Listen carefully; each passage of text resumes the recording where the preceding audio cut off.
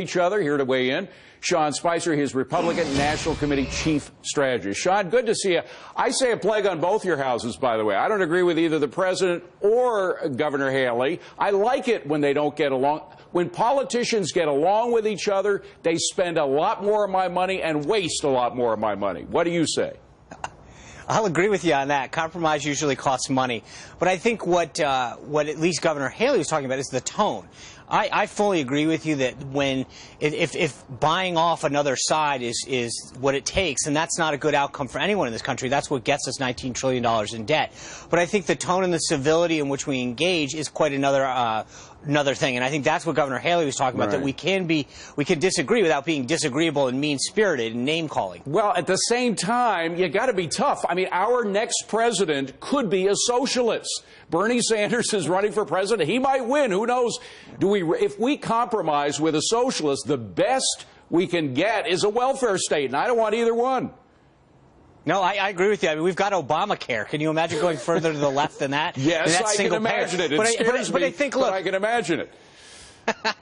It's what keeps me up at night. Right. I think that what I think the difference is that, look, I agree with you. If you think that Bernie Sanders, you don't need to attack Bernie Sanders personally or call him names. You just need to tell people what his policies are, how far left he's going to go, how much it's going to cost to implement anything that Bernie Sanders wants to do, how much it's going to cost the average family, the lack of accountability, the lack of innovation that will result from it. And hopefully, I mean, I don't even say hopefully, there's no question in my mind that wins the day every day of the week.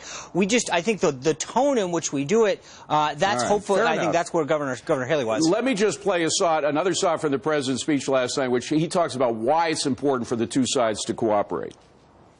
There are a whole lot of folks in this chamber, good people, who would like to see more cooperation, would like to see a more elevated debate in Washington, but feel trapped by the imperatives of getting elected. So it's weird to me. They feel trapped because they have to do what the people who elected them say they should do. That doesn't make sense to me. Does it to you? No, that's called representative democracy. But the other thing that's really interesting is that he further went on and talked about the ills of gerrymandering districts from a guy who gerrymandered his district when he was in the Illinois State Senate. So there is a bit of irony. I felt like last night we were listening to a first-term president, not an eighth-year president, because what Barack Obama did last night was talk about things that he has been on the front row of the last 7 years and sort of sat there and lamented where we are as if he hadn't been president the whole time. All right. Well, look at the bright side. You're in beautiful Charleston. You're about to see a fantastic debate hosted by a wonderful news channel, business channel. So stay tuned. You're going to have a fun time in the next 48 hours. Sean, thank you very much. No doubt about it. Sean Spicer, who's the RNC chief analyst.